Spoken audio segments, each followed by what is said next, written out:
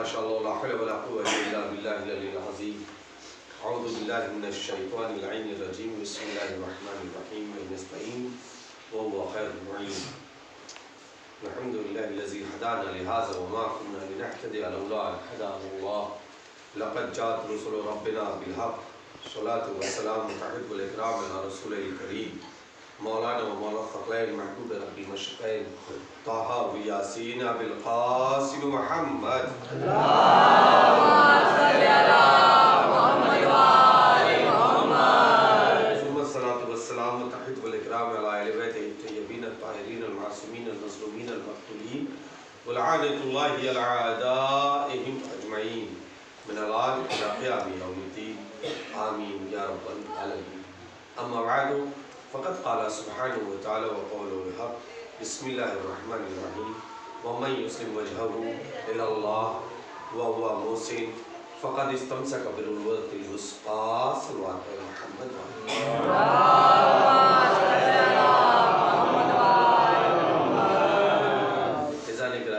सूरह लुक़मान की 22वीं आयत जिसकी तिलावत का शरफ हासिल किया, जिसमें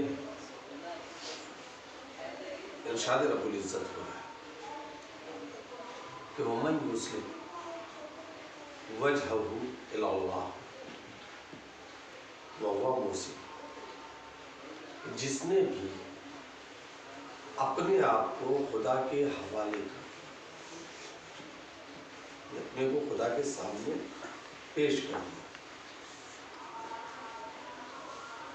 जिसने भी अपने सारे काम अल्लाह के सुपुर्द कर दिए, अब कुछ मेरा नहीं, जो उसकी मर्जी वही मेरे, जो उसका मंशा उसी पे अमल करना है, जो उसका हुक्म बस।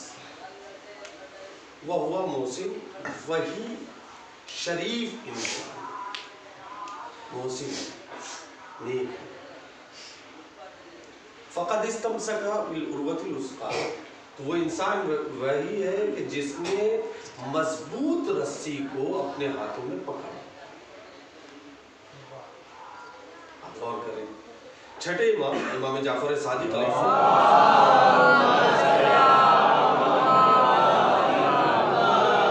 मौला का कौल है कि हुब्बुना उर्वतुल वुस्क़ा के बारे में इमाम से पूछा गया कि मौला ये बताइए कि उर्वतुल वुस्क़ा के से मुराद क्या है, ये क्या चीज़ है उर्वतुल वुस्क़ा? तो इमाम ने फरमाया कि उर्वतुल वुस्क़ा हुब्बुना अहलुल बैत। उर्वतुल वुस्क़ा हम अहले बैत की मोहब्बत का नाम है।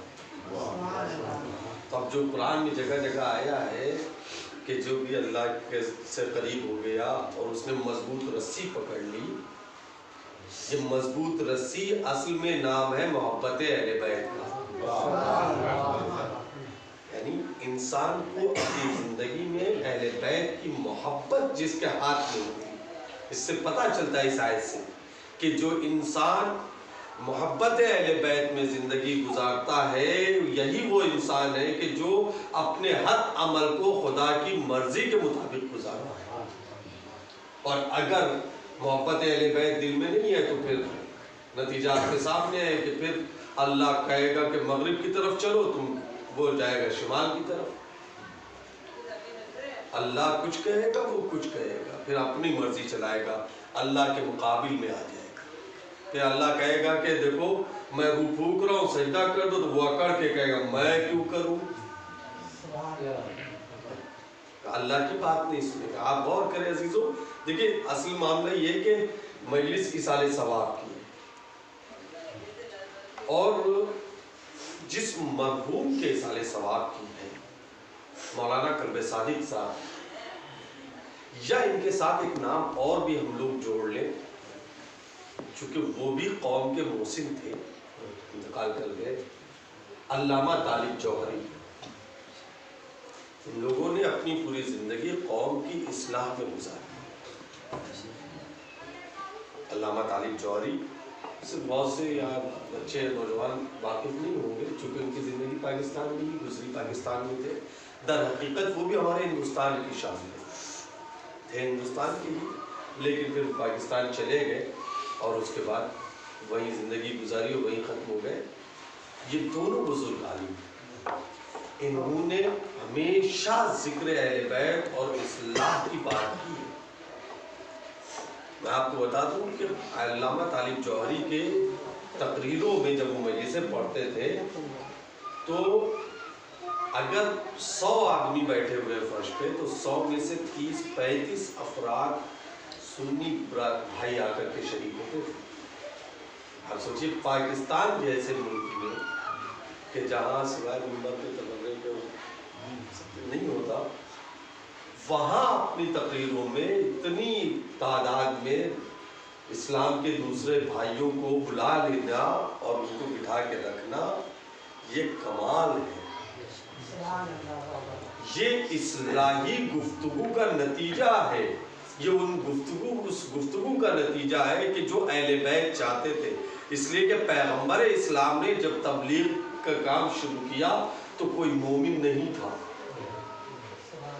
جب نبی نے اسلام نعرہ دیا ہے اور کہا ہے کلمہ پڑھو لا الہ الا اللہ، تو بتائیے کہ مکے میں کئے آدمی مسلمان تھے، کئے کلمہ پڑھنے والے تھے؟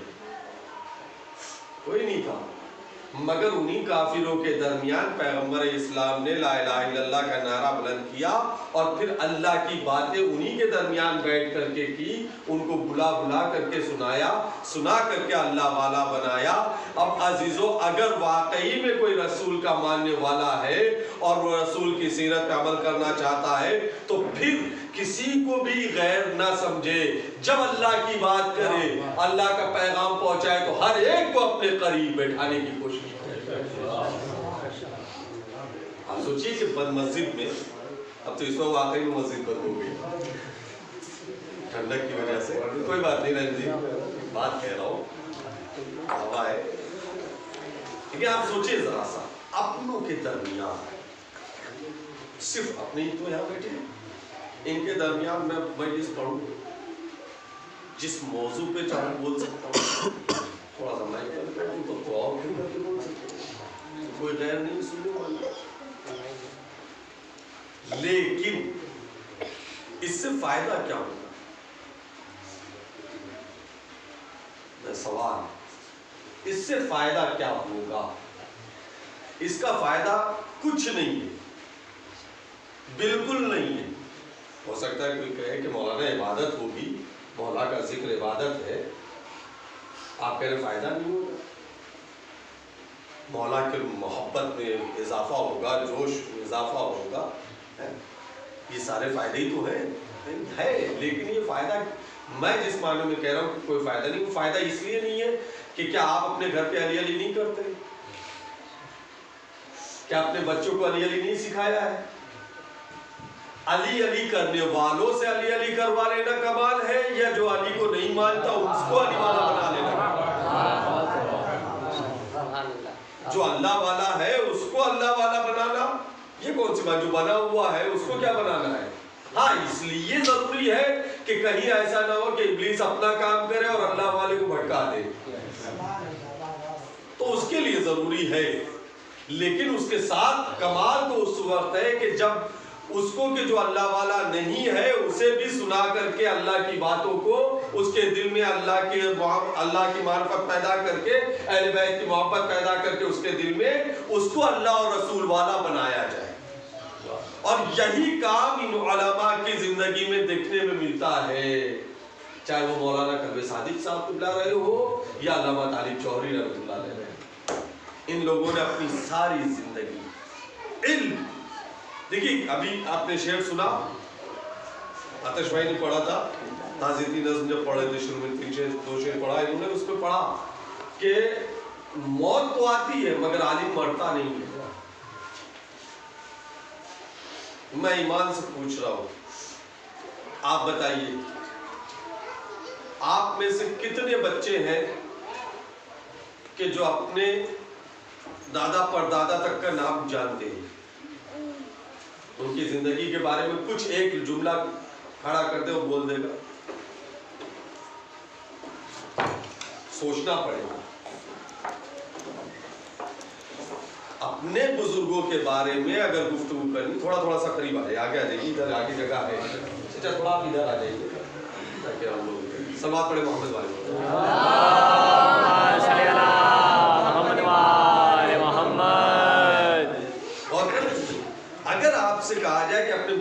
بارے میں ان کی کچھ خصوصیت بتائیے، ان کی کوئی فضیلت بتائیے، ان کی کوئی بات بتائیے، تو ہو سکتا ہے کہ نوجوان کو سوچنا پڑے، ایک بار غور کرنا پڑے گا کہ کیا بتائیں۔ مجھ سے آپ کہیے میرے پردادا کے بارے میں، میں ممبر سے کہہ رہا ہوں، میرے پردادا عالم نہیں تھے، میرے پردادا کے بارے میں آپ مجھ سے کہیے کہ کچھ بتا دیں تو میں نہیں بتا پاؤں گا، ممبر پہ ہوں میں، کوئی جھوٹ بات نہیں ہے، سچی بات ہے، نہیں بتا پائیں گے۔ لیکن ہاں آج سے 1300 سال پہلے، 1200 سال پہلے اس دنیا سے جانے والے شیخ صدوق، شیخ مفید، شیخ طوسی، ان علماء کے بارے میں کہیے تو میں ابھی آپ کو بتا دوں۔ بھئی ان لوگوں جو 1200 سال پہلے اس دنیا سے چلے گئے، ان کے بارے میں کیسے آپ جانتے ہیں؟ اپنے پردادا کا نہیں بتا پا رہے ہیں۔ جو انسان اپنے پردادا کے بارے میں نہ بتا پائے، وہ 1200 سال پہلے جانے والے ایک انسان کے بارے میں کیسے بتا دے گا؟ اس لیے بتا رہا ہے کہ پردادا انتقال کر گئے۔ یہ سچ ہے کہ مومن مرتا نہیں ہے، مومن منتقل ہوتا ہے، ایک جگہ سے دوسری جگہ چلا جاتا ہے، لیکن ان کی زندگی کے کوئی چیز ہمارے سامنے نہیں ہے، مگر یہ جو 1200 سال پہلے گئے ہیں ان کا کارنامہ ہمارے پاس ہے، ان کی کتابیں ہمارے پاس ہے، ان کا علم ہمارے پاس ہے۔ تو پتا چلا کہ ذات مرتی ہے، یعنی بدن مرتا ہے مگر شخصیت نہیں مرتی۔ شخص مر جاتا ہے، شخصیت نہیں مرتی، وجود ختم ہو جاتا ہے، ظاہری وجود ختم ہو جاتا ہے، مگر جو وجود علمی ہے وہ ہمیشہ زندہ رہتا ہے، صدیاں گزر جائیں۔ علم کی اتنی اہمیت آپ ذرا سوچیں میرے نوجوانوں، میرے عزیزوں، میرے دوستوں، میرے بھائیوں، علم کی اہمیت کا اندازہ لگائیں کہ علم کی کتنی اہمیت ہے۔ علم کی اتنی اہمیت ہے کہ انسان مر جاتا ہے مگر اس کا علم اسے زندہ رکھتا ہے۔ علم، اچھا صاحب پھر میں کہہ رہا ہوں کہ بات تم میں ایک دم صاف صاف کرنے کا عادی ہوں، ممبر سے یا نیچے سے، مجھے وہ لگی لپٹی آتی نہیں۔ سچی بات بتائیے، کبھی آپ نے سنا ہے کسی عالم کا دوست کوئی جاہل ہو؟ ریان بھائی، کوئی عالم کسی جاہل سے دوستی کرے گا؟ قطعاً نہیں۔ اگر وہ عالم یہ کہے کہ میرا دوست یہ جاہل ہے تو اس کا مطلب یہ عالم جھوٹ بول رہا ہے، یا تو جھوٹ بول رہا ہے یا واقعی اس کے پاس خود علم ہے۔ عالم کا دوست جاہل نہیں ہو سکتا، ہاں ملنے والا الگ چیز ہے، ملنے والا ہونا الگ چیز۔ آپ مجھ سے بھی پوچھئے گا تو میں بھی کہوں گا کہ یہ سب میرے ملنے والے ہیں۔ دوست، معاف کیجیے گا، ان میں سے میرا کوئی دوست نہیں، ملنے والا ہونا اور ہے، دوست ہونا اور ہے۔ دیکھیں، بات بری لگے چاہے اچھی لگے، جو سچ ہے وہی کہہ رہا ہوں۔ ملنے والا ہونا مطابق اور ہے، ملتے ہم آپ سے ہیں، آپ ہم سے ملتے ہیں، ہم آتے ہیں مجلس میں، مسجد میں، کسی پروگرام میں آپ نے دیکھا وہاں السلام علیکم، وعلیکم السلام، ہاتھ ملا لیا، محفل ہے، محفل ختم ہوئی، گلے لگنے گلے لگ گئے، یہ اور چیز ہے۔ لیکن بیٹھ کر کے یارانہ کریں، اپنے دل کی بات کہیں، آپ کے دل کی بات سنیں، آپ کا درد تو ہم بیٹھ کے سن لیں گے، لیکن اپنا درد کبھی کسی عالم نے بتایا؟ عالم ہی کو بتاتا ہے، کبھی جاہل کو نہیں بتاتا۔ معاف کرنا پھر کہہ رہا ہوں، جاہل کو دوست نہیں بنایا جاتا، عالم کو ہی دوست بنایا جاتا ہے۔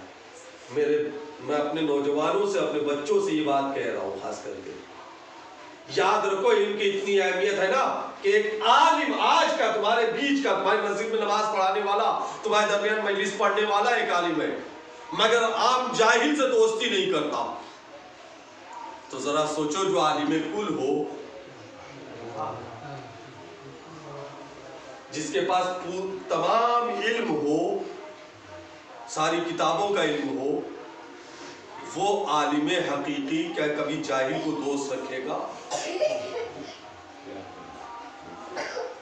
और क्या आलिम हकीकी कभी जाहिल को दोस्त बनाएगा? आलिम हकीकी क्या अहले बैत आलिम हकीकी नहीं है? अली आलिम हकीकी है, हसन आलिम हकीकी है, हुसैन आलिम हकीकी है, ये हमारे अइम्मा आलिम हकीकी है ना? सच्चे आलिम यही है ना? इन्हीं से तो हम लोग इल्म के भीख लेते हैं। तो ये उलमाए हकीकी जो है, जो आलिम हकीकी है, खुदा के इल्म के वारिस है, क्या ये अपना किसी जाहिल को दोस्त मानते हैं? बनाएंगे?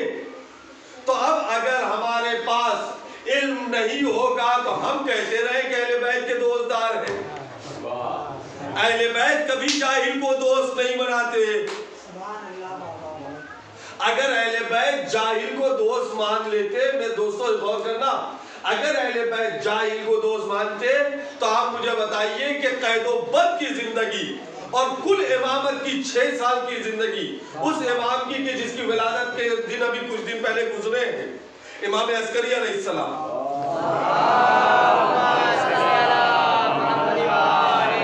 पूरी जिंदगी जमीन पे गुजारी 28 साल की। उस 28 साल में सिर्फ 6 साल इमामत किया है।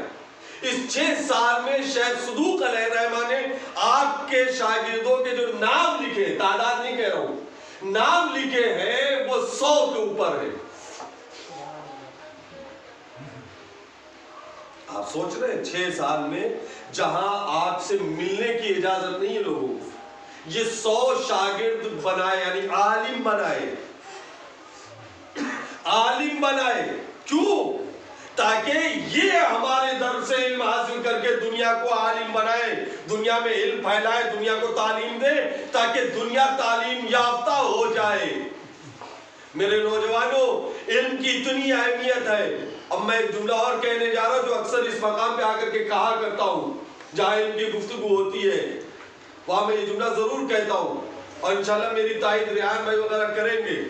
याद रखे, एक जमाना था, मैंने भी पढ़ा नहीं, अपने बुजुर्गों से सुना है, एक जमाना था कि हमारी शीयत को पहचाना जाता था इल्म से।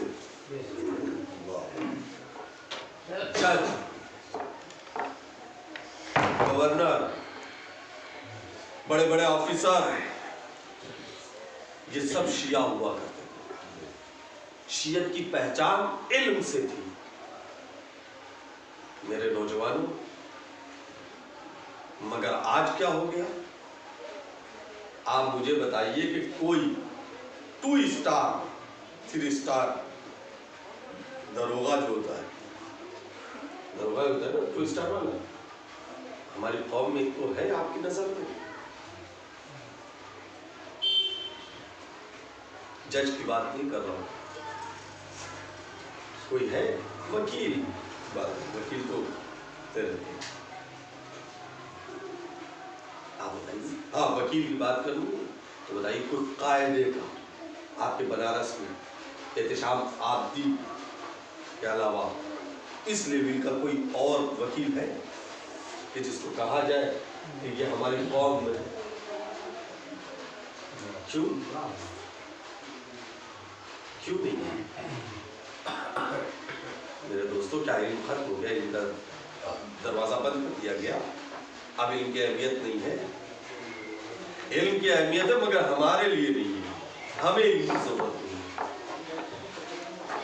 माफ करना, अब ये जुमला मैं बड़ों से कहने जा रहा हूँ। वजह क्या है कि हमारी कौम इल्म से इतनी पीछे हो गई? वो हालात जो हिंदुस्तान पाकिस्तान के बंटवारे के बाद हुए, वो सब अपनी जगह, लेकिन उसके बाद आज बच्चा ये थोड़ा सा चलने के काबिल हुआ और फौरन चल वे तानी भी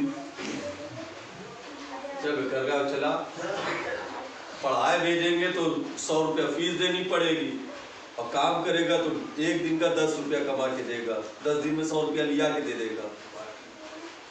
हमने पैसों के चक्कर में इल्म को बेच दिया, इल्म को छोड़ दिया।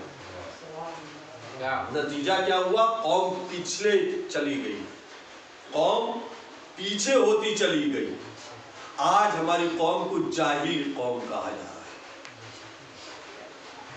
ہے۔ میرے عزیزو، کتنی فخر کی بات ہے نا کہ کل جسے، یہ ترقی کی بات ہے، کتنی بڑی ترقی ہماری قوم کی ہوئی ہے کہ کل جسے عالم کہا جاتا، پڑھی لکھی قوم کہا جاتا، آج وہ قوم جاہل ہو گئی ہے صاحب۔ یہ ہے ترقی، اسی کا نام ترقی ہے نا؟ نہیں عزیزو، قرآن آپ دیکھیں، علم کی اہمیت میں بتا رہا ہوں آپ کو، علم کی اہمیت کتنی ہے۔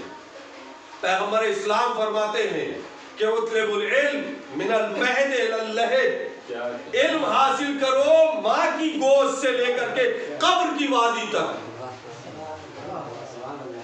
یعنی جب ماں کی گود میں ہو اس وقت سے علم سیکھنا شروع کرو۔ تو اب ماں کی گود میں بچہ کہاں سے علم سیکھے گا؟ یا قبر کی وادی میں چلا جائے گا بچہ یا انسان، تو قبر میں وہ جا کر کے کیسے علم سیکھے گا؟ یہ دونوں جگہ وہ ہے کہ جہاں وہ نہیں سیکھتا اس کو سکھایا جاتا ہے۔ جتنے والد بیٹھے ہیں وہ سنے غور سے، ابا لوگ، اب تو ابا ختم ہو گیا، اب تو پاپا اور ڈیڈی آ گیا۔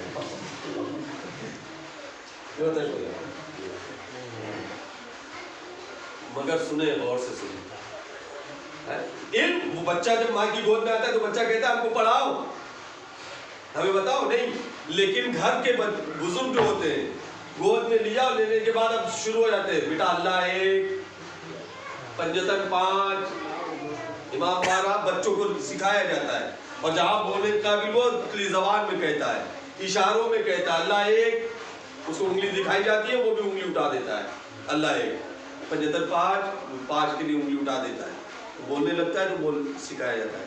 یہی چیز ہے، قبر میں چلا گیا تو اب اس سے کہا جاتا ہے کہ تمہارا اللہ، رب تمہارا اللہ ہے، اسلام تمہارا دین ہے، قرآن تمہاری کتاب ہے، ائمہ تمہارے ہیں، ان کے یہ نام ہے۔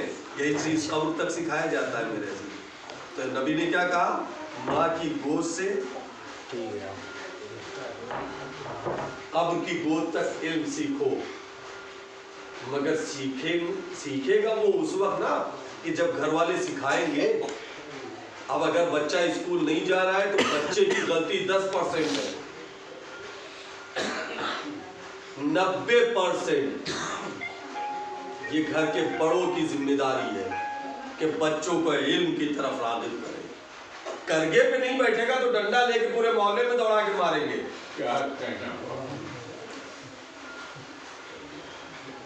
آپ بالکل پیچھے پڑیں گے،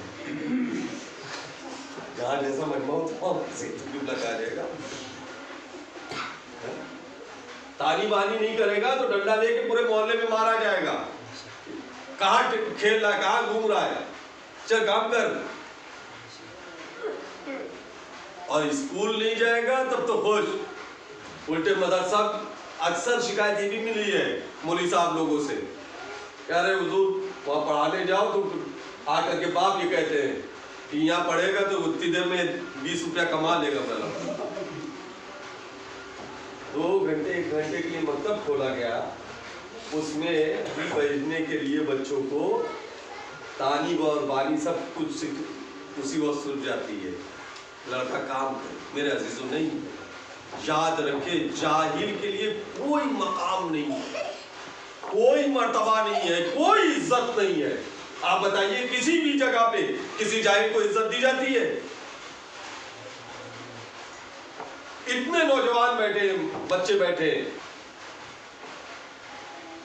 ان میں سے آپ خود بتائیے یہ بچہ زیادہ خوبصورت ہے بنسبت عامر کے شکل و صورت میں، اللہ سلامت رکھے، مگر یہ نوجوان آئے گا تو آپ اس کا احترام کریں گے یا عامر بھی آئیں گے آپ ان کا احترام کریں گے؟ سچی بات بتائیے، ایک تو فرش اعظم، دوسرا اللہ کا گھر،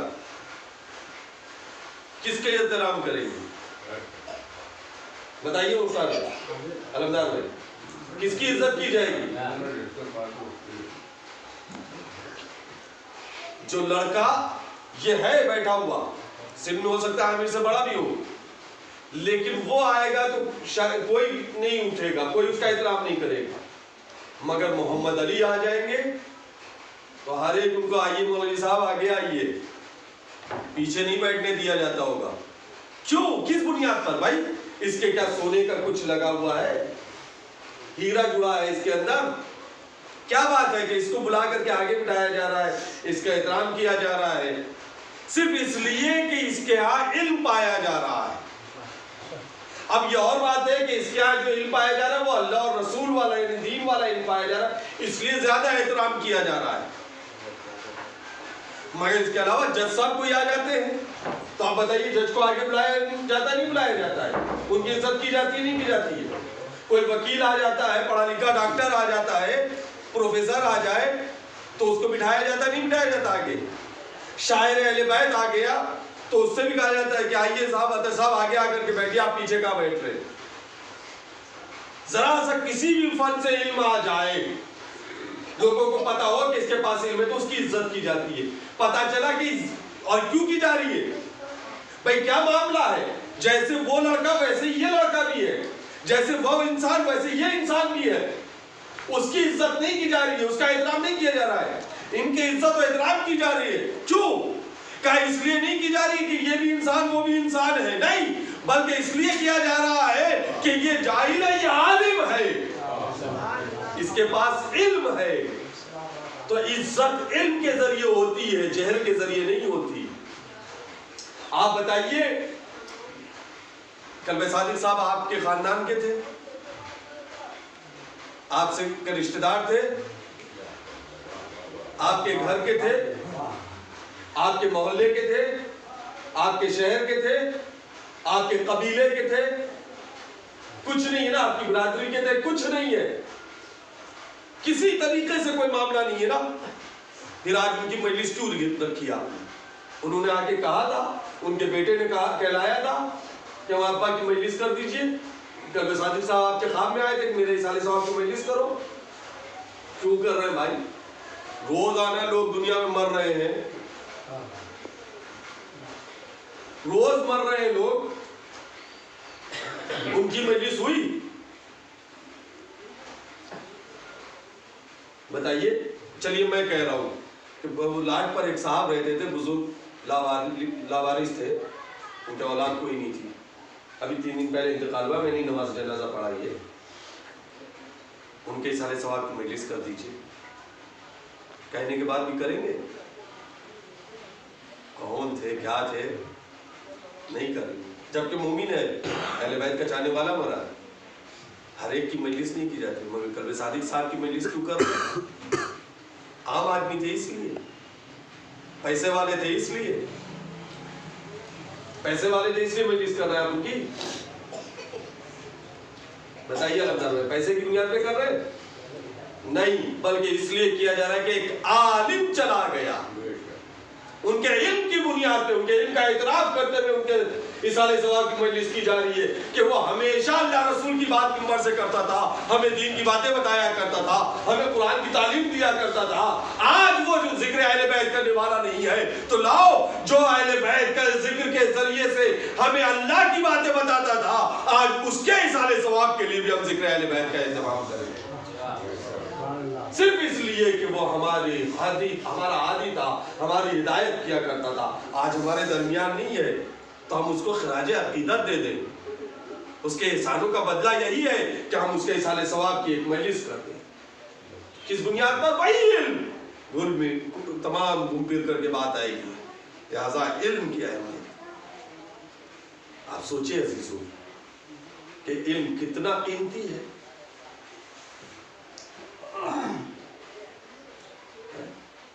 بقول کسی شاعر کے کہ علم کرتا ہے زمانے میں خمینی پیدا، علم ہو گئے تو انسان اس منزل پہ آ گیا۔ علم کرتا ہے زمانے میں خمینی پیدا، جہل انسان کو صدام بنا دیتا ہے۔ سوچیں آپ کیا بننا چاہتے ہیں؟ اہل بیت کے در سے وابستہ رہ کر کے علم حاصل کرنا ہے یا اہل بیت کے در سے دور رہ کر کے جاہل بننا ہے؟ یاد رکھیں عرفان خداوندی، عرفان اہل بیت، معرفت اہل بیت کی، اللہ کی معرفت، نبی امام کی معرفت، یہ سب کب ملے گی؟ اہل بیت کے چاہنے والے ہو؟ اچھا، امام عسکری علیہ السلام کئی تاریخ کو پیدا ہوئے؟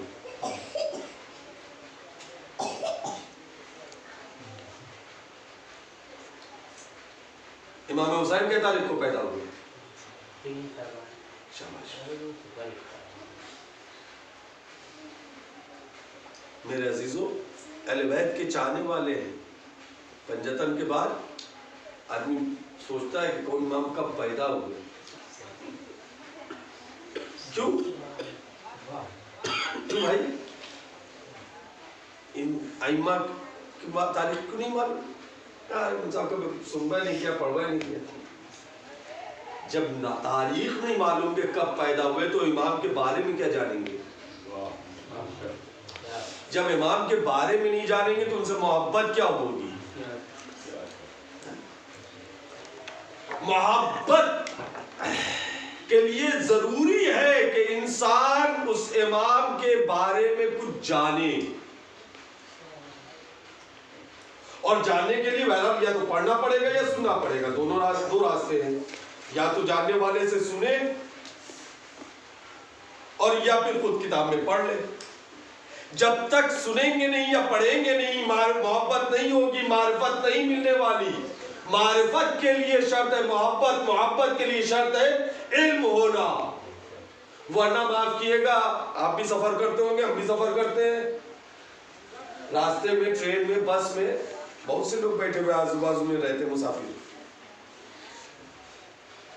بیٹھے جا کر کے ٹرین میں ایک صاحب مل گئے، سلام دعا ہو گئی، بڑی اچھی بات چیت ہوتی رہی، پورا سفر بڑے سکون سے کٹا، اور جیسے ہی دلی اسٹیشن پہ اترے، اترنے سے پہلے ہی بوگی کے اندر، اچھا بھیا چلیے اسٹیشن آ رہا ہے، آپ نے اپنا سامان لیا، وہ اس گیٹ سے، وہ اس گیٹ سے، کہاں گئے، کون تھے، کبھی بات ہوئی گھر پہنچنے کے بعد کیسا سفر گزارے، بہت اچھا، فلاں ایک صاحب مل گئے تھے، ان سے بات ہوتی رہی، بڑا اچھا سفر رہا، ایک دن، دو دن، دھیرے دھیرے یہاں سے بھی گئے، کبھی اتفاق ہو گیا، کئی بات نکلی ہو، کوئی واقعہ یاد آ گیا تو اس میں اگر ذکر آ گیا تو آ گیا، اور نہیں تو ختم ہے نا۔ کیوں بھائی؟ وہ آدمی راستے بھر آپ کے ساتھ 12 گھنٹے 18 گھنٹے 24 گھنٹے جتنی بھی سفر تھا آپ سفر کرتے رہے، اس کے ساتھ ساتھ تھے، اور اس کے بارے میں آپ اترتے ہی بھول گئے، پھر اس سے ہمارا لینا دینا کیا ہے؟ راستے بھر کا معاملہ تھا، ٹھیک ہے، اتر گیا، ہم اس کو کیا جانے کون ہے، کیا لینا دینا ہے؟ اچھا یہ بتائیے، آپ کے بنارس میں مولانا محمد عقیل صاحب رہتے ہیں، ان کو جانتے ہیں؟ کہاں جانتے ہیں؟ کیوں جانتے ہیں بھائی؟ کب ملے ان سے؟ کتنے دن وہ عقیل صاحب سے ملے؟ بیٹھ کیے؟ ہاں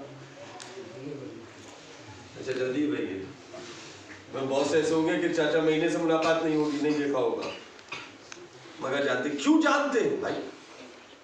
کہ ان سے محبت ہے، ہاں بھائی وہ ہمارے مولانا ہیں، ان سے محبت کرتے ہیں، کیوں کرتے ہیں؟ اس لیے کہ ان کے بارے میں کچھ تو جانتے ہیں کہ وہ عالم ہیں، مجلس پڑھتے ہیں، نماز پڑھاتے ہیں، ان کے پاس علم ہے، تو ہم ان کو جانتے ہیں، لہٰذا ان سے ان کی معرفت ہے ہمیں حاصل،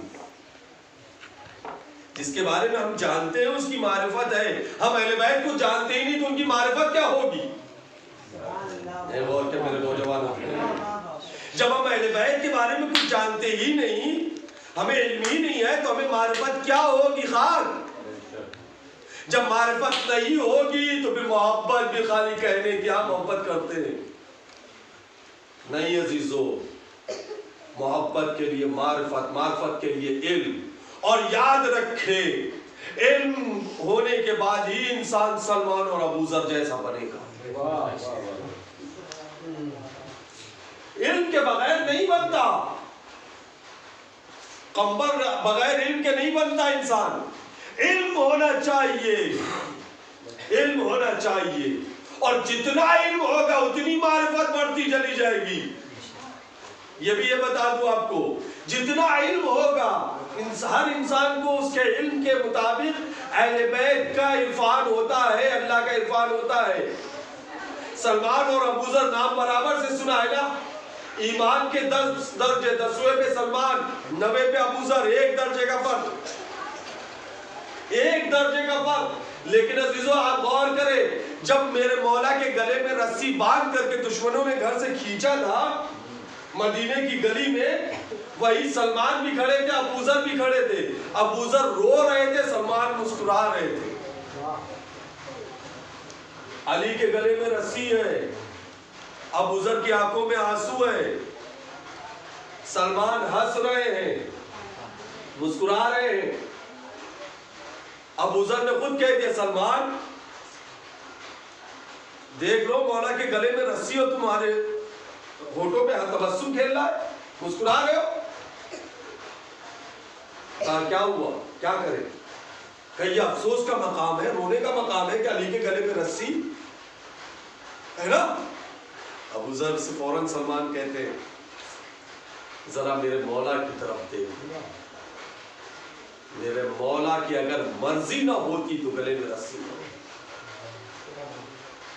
میرے مولا کی مرضی ہے، اب اس مرضی کے اوپر ہم کو راضی ہے۔ یہ عرفان کی بات ہے، معرفت۔ لیکن معرفت کب؟ میں پھر کہہ رہا ہوں، علم کے بغیر عرفان نہیں ہے۔ یہ علماء جو زندگی اپنی صرف کر دیتے ہیں، ایسے نہیں ہے عزیزو۔ علماء کی عظمت آپ کو بتاؤ، علماء کی عظمت کیا ہے؟ پیغمبر کی حدیث ہے، مداد العلماء افضل من دماء الشہداء۔ علماء کے قلم کی روشنائی میدان میں شہید ہونے والے شہیدوں سے کہ خون سے زیادہ افضل ہے۔ شہید کے خون، آپ بتائیے خون کہاں اور روشنائی کہاں؟ خون اس کے اپنے جسم کا ہے، روشنائی بازار سے خریدی ہوئی ہے، مگر اس روشنائی کی قیمت زیادہ ہے بنسبت اس خون کے۔ جان دے دی، جسم دے دیا، اپنا سر کٹوا دیا، خون بہا دیا، مگر اس خون سے زیادہ افضل اس قلم کی روشنائی ہے۔ کیوں؟ اس لیے کہ اس نے جان دیا ہے۔ جو جان دیتا ہے، میں یہیں سے کربلا کی عظمت کو سمجھے اور اہل بیت کی اور جناب زینب کے مقام کو بھی سمجھے، اس لیے کہ 3 دن کے بعد جناب زینب کی ولادت کی تاریخ آ رہی ہے، 5 جمادی الاولیٰ، 5 جمادی الاولیٰ جناب زینب سلام اللہ علیہا کی ولادت کی تاریخ ہے۔ اب آپ غور کریں، علماء کے قلم کی روشنائی شہید کے خون سے افضل ہے۔ کیسے؟ تو آپ، میں کوئی تقابل نہیں کر رہا ہوں امام حسین اور جناب زینب کے، نعوذ باللہ، مگر اپنے بھائیوں کو اور بچوں کو سمجھانے کے لیے ایک جملہ کہنا چاہتا ہوں، سہارا کربلا کا لے کر کے۔ یاد رکھے، کربلا میں امام حسین کی ساری محنت شہادت کے بعد، عصر عاشور کے بعد شام غریبہ کے اندھیرے میں کھو جاتی اگر جناب زینب نہ ہوتی۔ امام حسین نے اپنی جان دی ہے نا، اپنا سر کٹوایا ہے نا، مگر سر کٹانے کے باوجود امام حسین کی محنت شام غریبہ کے اندھیرے میں گم ہو جاتی اگر ثانیہ زہرہ شریکت الحسین زینب نہ ہوتی۔ اس لیے کہ حسین نے سر دے کر کے اسلام کے حال کو بچایا تھا، زینب نے اپنی چادر دے کے اسیر ہو کر کے شام و کوفہ تک جا کر کے اس بچے ہوئے حال کے مستقبل کو بچایا۔ اور کیا چیز ہو، زینب نے مستقبل اسلام کا بچایا ہے، حسین حال بچانے آئے تھے، زینب مستقبل بچانے کے لیے آئی تھی۔ اب سمجھ میں آیا، حال مٹ جاتا ہے، نہیں غور کیا، بلکہ لفظ بدل کے کہوں، حال ماضی ہو جاتا ہے، اور ماضی تو ختم ہو جانے والی چیز ہے، مزہ جو گزر گیا گزر گیا، عربی میں محاورہ ہے مزہ مزہ، جو گزر گیا، اسی سے ماضی گزر جانے والی چیز کا نام ہے۔ اگر زینب نہ ہوتی تو سب گزر گیا تھا۔ اب سمجھ میں آیا علماء کے قلم کی روشنی کیوں افضل ہے؟ شہید نے جان دے کر کے اپنی حال تو بچا لیا، اس وقت کو بچا لیا، مگر علماء نے اپنے قلم سے اسی حال کو تحریر کر کے کاغذ پہ لکھ کر کے مستقبل کے لیے بچا دیا۔ اب آنے والی قوم 1200 سال پہلے جو شیخ صدوق نے لکھا، 1200 سال کے بعد آج ہم پڑھ رہے ہیں۔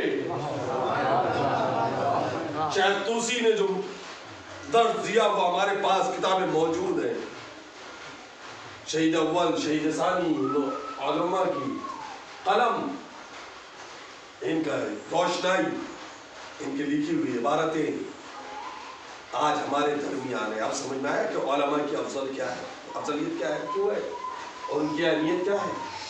بعض سارے گرامی لہذا علم حاصل کرو، خود کو علم سے نہیں،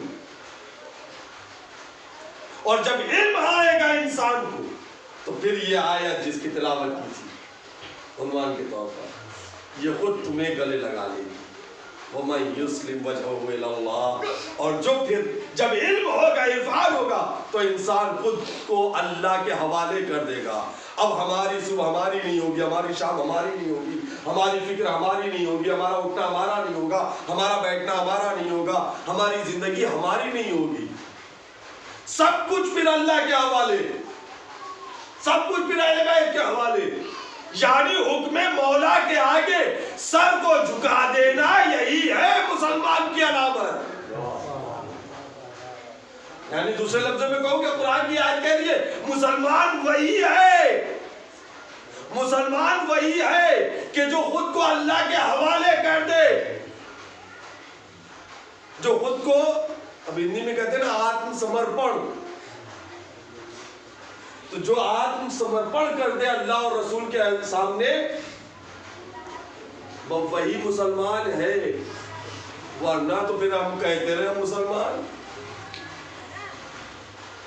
اسلام بھی ہماری زبان پہ نہیں آیا ابھی۔ عزیزانی قدر گفتگو میں نے سمیٹ لی، تمام ہوئی، ایک عالم اصالِ ثواب کی مجلس تھی، لہٰذا اس کے اصالِ ثواب کے حوالے سے یہ پیغام دینا کہ علم کی اہمیت کو سمجھو، علم کے بدتمیزی سے نہیں، ایک پیغام بچوں کو دینے جا رہا ہوں، میں اس کے لیے پہلے یہ جملہ شرط لگا رہا ہوں، بدتمیزی نہیں ہونی چاہیے۔ ماں باپ کا احترام ویسے ہی واجب ہے جیسے کہ نبی اور امام،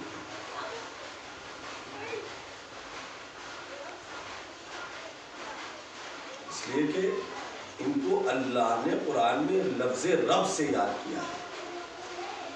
رب اللہ ہے نا، مگر ماں باپ کو بھی اللہ نے رب کہہ کے کروایا ہے، رب ارحمہما کما ربیانی صغیرا۔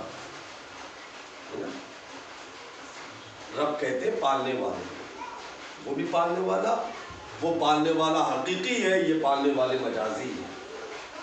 اس کے مقابل ان کا احترام بھی واجب ہے۔ یاد رکھے ایسا نہیں ہے کہ ان کی بے حرمتی، یاد رکھے جو بے حرمتی کرے گا ماں باپ کی، وہ جنت کی خوشبو بھی نہیں سونگھ پائے گا۔ جو ماں باپ کی بے حرمتی کرے گا، بدتمیزی ماں باپ سے کرے گا، توہین کرے گا، بے عزتی کرے گا، وہ جنت کی خوشبو نہیں سونگھ پائے گا۔ بچوں یاد رکھنا، کبھی ماں باپ کی بے عزتی نہ کرنا، ماں باپ کے سامنے تیز نہیں، وَلَا تَقُلْ لَهُمَا اُفٍّ، خبردار ماں باپ کو اف بھی مت کہنا، چاہے کچھ بھی ہو جائے، لفظ اف بھی زبان پہ نہ ہے ماں باپ کی۔ ان کے سامنے اپنے کندھے کو جھکا کے رکھنا، سر جھکا کے رکھنا، یہ جتنی تیز بولے اس سے دھیمی آواز میں بولو، ان کی آواز پہ اپنی آواز کو بلند نہ کرو، خبردار، ورنہ یہ بے عزتی کرنا ہے، یہ توہین ہے ماں باپ کی۔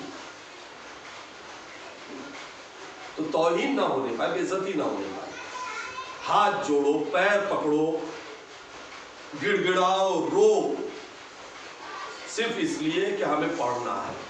اگر خدا نخواستہ میں ماں باپ نہ پڑھانا چاہے تب، ورنہ ہر ماں باپ چاہے گا کہ اس کا بچہ پڑھے، ہر ماں باپ چاہے گا کہ اس کا بچہ ترقی کرے. آج سے ہم یہ طے کر لیے کہ اپنے بچوں کو پڑھائیں. پہلے کے لوگوں نے، خود میرے دادا جب نجف جانا تھا، یہاں کی پڑھائی تو جیسے مدرسے میں ہوئی ہے، باہر جانا تو اس وقت میرے پردادا نے زمین بیچ کر کے ان کو نجف بھیجا. لوگ پڑھانے کے لیے اولاد کے سب کچھ بھیج دیتے ہیں.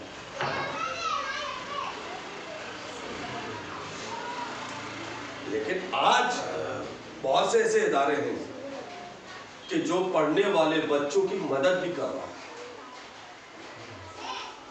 واقعی میں جو بچہ پڑھنے میں محنتی ہے، زبردستی والا نہیں بھائی، ایک دم سیدھی سی بات. اگر کوئی آئے گا تو پہلے ٹیسٹ لیا جائے گا، اگر وہ پاس ہوا تب تو پھر ٹھیک ہے. دنیاوی تعلیم کی میں بات کر رہا ہوں. کوئی لڑکا ڈاکٹر بننا چاہ رہا ہے، انجینئر بننا چاہ رہا ہے، ہائی اسکول میں اچھے مارکس لے کر کے آ چکا ہے اور آگے پڑھنا چاہ رہا ہے. کوئی لڑکا ہائی اسکول میں 80%، 85%، 90% کے اوپر مارکس لے آیا ہے اور وہ ڈاکٹر بننا چاہ رہا ہے یا کچھ اور بننا چاہ رہا ہے، اچھی پڑھائی پڑھنا چاہ رہا ہے اور ضرورت ہے تو بتائے گا، اس کے انشاءاللہ مدد کی جائے گی یا کرائی جائے گی، اس کا بھی راستہ نکالا جائے گا. مگر شرط یہی ہے کہ آپ پہلے پڑھیں، ویسے تعلیم حاصل کریں، دکھائیں پہلے اپنا رزلٹ لا کر، اپنی مارک شیٹ لا کر کے دکھائیں کہ ہم اتنے پرسنٹیج سے پاس ہوئے. مدرسے میں پڑھنا چاہتے ہیں، یہاں کے مکتب میں آپ پنجو پاس کر چکے ہیں، مولوی بننا چاہ رہے ہیں تو پھر میں حاضر ہوں ہر طریقے سے آپ کی مدد کروں. ماشاءاللہ سے آپ کے ہی بستی سے یہ 3 بچے ہمارے پاس پڑھ رہے ہیں، عامر میاں، نقی میاں، محمد علی میاں. اور کوئی آنا چاہتا ہے تو جب مدرسہ کھلے گا یہ لوگ آئیں گے، ان کے ساتھ آ جائیں. بالکل علم کے لیے کبھی شرمانا نہیں، تعلیم کے لیے کبھی شرمانا نہیں. ہم 35 سال کے ہو گئے آپ کا پڑھیں، ہم 50 سال کے ہو گئے آپ کا کچھ پڑھیں، الف ب تو آتا نہیں. نہیں، نبی نے کیا کہا ہے کہ ماں کی گود سے قبر کی گود تک. اور ہم 40 سال میں شرما رہے ہیں کہ ہم کیسے پڑھیں. اگر بڑے بھی پڑھنا چاہتے ہیں، ایک میں مجلس پڑھ چکا ہوں، آخری گفتگو ہے، بڑے بھی پڑھنا چاہتے ہیں وہ بھی بتائیں، ان کے لیے بھی انتظام کیا جائے گا. اگر وہ دینی تعلیم حاصل کرنا چاہ رہے ہیں، کچھ پڑھنا چاہ رہے ہیں کہ کم سے کم قرآن پڑھ لیں، اپنی دعائیں پڑھ لیں، اپنی نماز صحیح کر لیں، ان کے لیے بھی انتظام کروں گا. اور میں یہ بات اس سے پہلے بھی کہہ چکا ہوں اور پھر کہہ رہا ہوں، جب آتا ہوں تب کہتا ہوں یہ جملہ، خاص کر آپ ہی کیا کہہ کر کے جاتا ہوں، ورنہ الحمدللہ شہر میں کئی جگہ مجلس پڑھتا ہوں، کہیں نہیں کہتا. لیکن آپ کے لیے میں کہہ رہا ہوں کہ آپ میں سے اگر کوئی بڑا پڑھنا چاہتا ہے، روز نہیں، ہفتے میں 2 دن، اس کے لیے بھی انتظام کیا جائے گا. اگر پڑھنا چاہتا ہے واقعی میں اردو، عربی وغیرہ سیکھنا چاہ رہا ہے. اس وقت مکتب جو بند ہے، آپ حالات دیکھیں، ابھی تک کوئی گورنمنٹ کی طرف سے کہیں سے کوئی نہیں ہوا. لہٰذا انشاءاللہ جیسے ہی ہمارے پاس کہیں سے بھی کوئی رپورٹ آئے گی کہ اب اسکول کھلنے لگے، لیکن چوری چھپے کھولنا، ہم چلا رہے ہیں مدرسہ، ہم کو چلانا ہے مدرسہ. ایک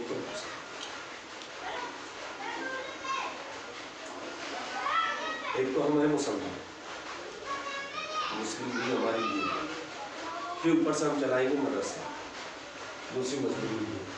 اگر ہم نے کھول دیا، ہم سے کئی لوگوں نے کہا، حتی مختار بنارس تک آئے میرے پاس کہ مولانا مدرسہ کب کھلے گا، سب لوگ پریشان ہیں بچوں کو پڑھانے کے لیے. جو مجھ صاحب پڑھاتے ہیں ان کا بھی میرے پاس فون آیا، مجھ صاحب کب کھل رہا ہے، آئے پڑھانا ہے. لیکن کیسے کھل رہا ہے؟ اگر کھول دیا ہم نے، بچوں کو بلا لیا اور کہیں سے کوئی آ گیا جانچ کرنے والا، کوئی دیکھ لیا، پکڑ لیا، کوئی بات ہو گئی تو کون ذمہ داری ہے؟ اس وقت جو حالات ہیں اس کے پیش نظر کون ذمہ داری لے سکتا ہے؟ لہٰذا ابھی جب تک کوئی گورنمنٹ کی طرف سے اشارہ نہیں ملتا ہے ہم مدرسہ نہیں کھول رہے ہیں۔ اس کا دوسرا راستہ میں بتا دیتا ہوں، مولوی محمد علی اور عامر مستقل یہاں دلئی پور میں رہتے ہیں، ان کے علاوہ تم بھی تو اسی مکتب سے پنجم پاس ہو نا؟ نہیں ہو تم پنجم پاس؟ جو بھی لڑکے بہرحال پنجم پاس ہیں، اس میں کون کون ہے پنجم پاس؟ چاروں میں ہو پنجم پاس کون کون لڑکے؟ دلئی پور والا تم پنجم پاس ہو نا؟ یہ پنجم پاس بچے جو ہیں، یہ 3-4 جتنے بھی، ان لوگوں کے شرعی ذمہ داری ہے، شرعی ذمہ داری ہے۔ مسجد میں لوگوں سے کہہ رہا ہوں تو اس بات کا پورا خیال رکھیے گا، چونکہ میں مستقل مختار بھائی وغیرہ سے رپورٹ لیتا رہتا ہوں اور لیتا رہوں گا۔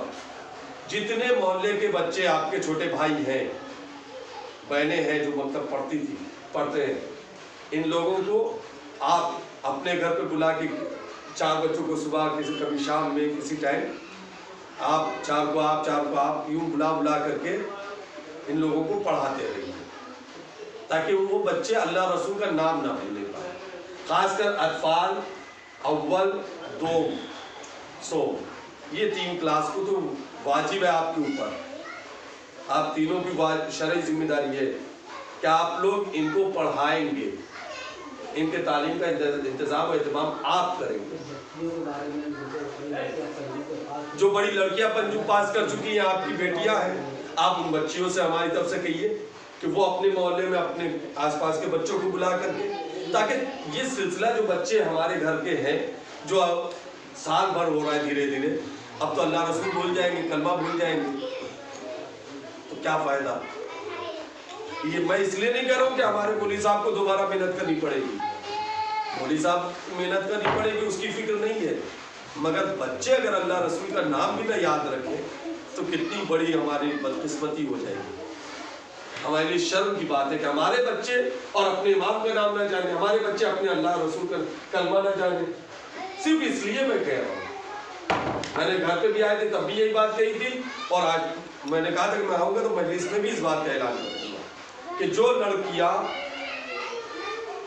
جو بھی بچیاں پنجم پاس اپنے گھروں میں بیٹھی ہیں، وہ بچیاں گھروں میں بلا کر کے اپنے محلے کے بھائیوں کو بہنوں کو پڑھائیں، اور یہ لڑکے جو بیٹھے ہوئے ہیں یہ بلا کر کے پڑھائیں، اور پھر آپ کو اگر کوئی لفظ سمجھنے میں معنی میں دقت آ رہی ہے تو یہ لوگ تو ہیں ہی مدرسے میں پڑھ رہے ہیں، یہ لوگ کو بلا کر کے ان لوگ سے پوچھ لیجئے کہ اس کا معنی کیا ہوگا، اس کا مطلب کیا ہوگا، کوئی شرمانے کی بات نہیں ہے۔ یہ بیٹھے ہوئے ہم پڑھاتے کوئی چیز سمجھ میں نہیں آتی ہے، ڈکشنری دیکھتے ہیں نہیں سمجھ میں آتا ہے تو جا کر کے ضمیر صاحب یا کسی اور بڑے مولانا سے، خیرات صاحب سے، ان لوگوں سے پوچھ لیتے ہیں بھائی بتائیے یہ چیز کیا ہے۔ اس لیے کہ علم حاصل کرنے میں کوئی شرمانی نہیں چاہیے، غلط بتانے سے اچھا ہے کہ صاحب کہہ دیے نہیں معلوم، ہم پوچھ کے بتائیں گے۔ غلط چیز بتانے آپ غلط بتائیں گے، آپ کو پتہ ہے کہ وہ غلط ہے تو یہ گناہ آپ کو ملے گا، پھر وہ عمل کرے گا وہی غلط، اس غلط بات پہ عمل کرے گا تو اس کا بھی گناہ آپ کے حصے میں، تو 2 گناہ، اس سے اچھا بھیا 1 ثواب لے لو، بھائی نہیں مانو اور پوچھ کے بتائیں گے۔ لہٰذا یہ ساری چیزیں علم کی بڑی اہمیت ہے، علم ہی قبر میں بھی کام آئے گا، یہ روپیہ پیسہ نہیں جائے گا، دولت نہیں جائے گی، شہرت نہیں جائے گی، قبر میں نام و نمود نہیں جائے گا، قبر میں بھی جو ساتھ جائے گا وہ صرف علم، جو قبر کے اندھیرے کو دور کرنے کے کام آئے گا اس کا نام ہے علم۔ روایت میں ہے کہ جب مرنے والا قبر میں جائے گا تو اس کے پاس ایک نور آئے گا، پوچھے گا کون ہو تو وہ آواز دے میں تمہارا علم۔ لہٰذا آپ سوچ لیجئے کہ زمین پہ تو کام آ رہا ہے، قبر میں گئے تو کام آ رہا ہے، محشر میں بھی وہی بخشوائے گا۔ علم کی بڑی اہمیت ہے۔ آپ اور پھر دوسری بات عزیزو، علم اور عالم کی عظمت کا اندازہ لگائیے وقت کا امام کربلا کے میدان سے اگر خط لکھ کر کے کسی کو بلا رہا ہے تو کس کو بلایا؟ بلانے والے کو رجل فقیہ، مرد فقیہ کہہ کر، ایک عالم حبیب ابن مزاحم۔ یہ کون ہے؟ جنہیں خود امام حسن نے، انشاءاللہ یاد دلا دیے گا تو کبھی ان کی تاریخ آپ کو پڑھ کے بتا دوں گا میں سے۔ امام حسن علیہ السلام نے مولا کائنات کی شہادت کے بعد جب یہ لوگ کوفے سے واپس مدینے جانے لگے تو جناب حبیب بھی سامان سفر باندھ کر کے اہل بیت کے ساتھ مدینے واپس جا رہے تھے۔ امام حسن نے کہہ کے روکا تھا، حبیب آپ کوفے میں رک جائیے۔ کیوں؟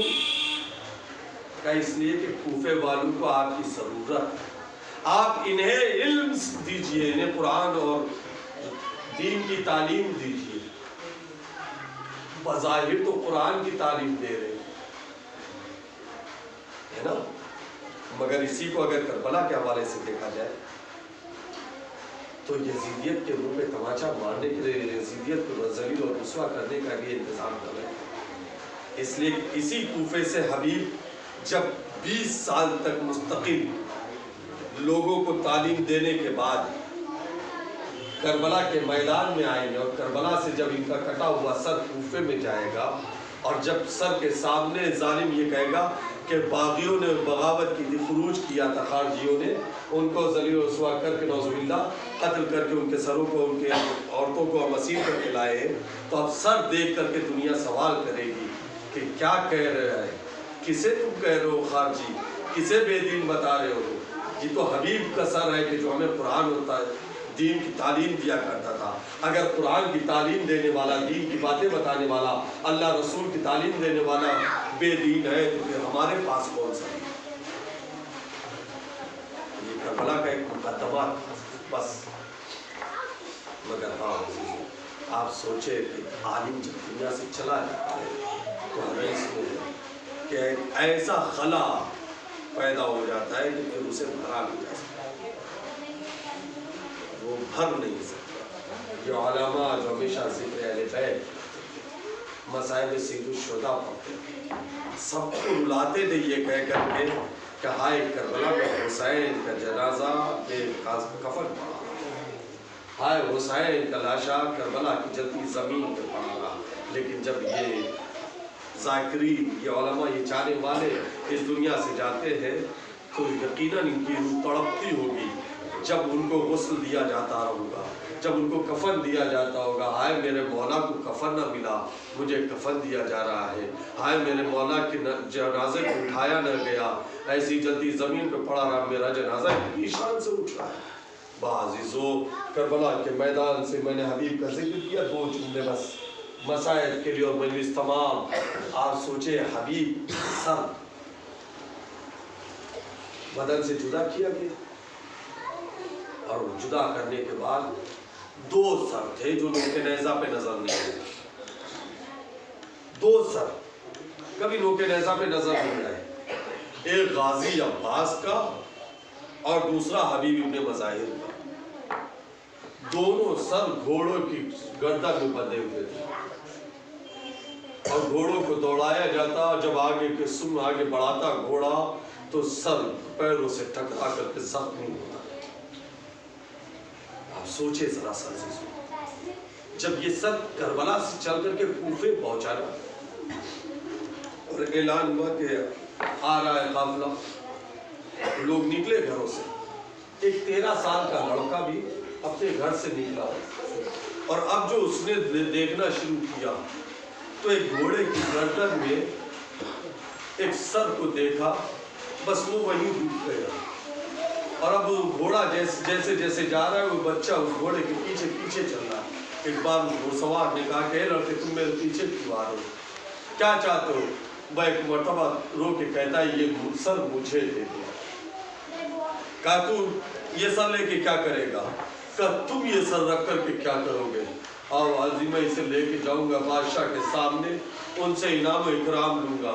وہ کہتا ہے یہ سر مجھے دے دے، جو تجھے دربار سے انعام ملنے والا ہے وہ انعام میں تجھے اپنے قبیلے سے دلوا دوں گا۔ کہا تم کون ہو؟ کہا میں حبیب کا بیٹا ہوں. اے عزیزو فرزند حبیب ہے جو باپ کے سر کے پیچھے پیچھے چل رہا ہے. کہا سر لے کے کیا کرو گے؟ کہا میں لے کے جاؤں گا اپنے قبیلے والے سے کہوں گا دیکھو تمہارے سردار کا سر ہے, آؤ چلو انہیں دفن کر دیا جائے. ہاں عزیزو اتنا سنا تھا اس نے بچے سے کہا نہیں میں تجھے سر نہیں دوں گا. بچہ روتا ہوا گھوڑے کے پیچھے پیچھے چل رہا ہے. میں آواز دوں گا اے قاسم تم نے صرف باپ کے سر کو گھوڑے کی گردن میں دیکھا, ارے بدن کو نہیں دیکھا جلدی زمین پر.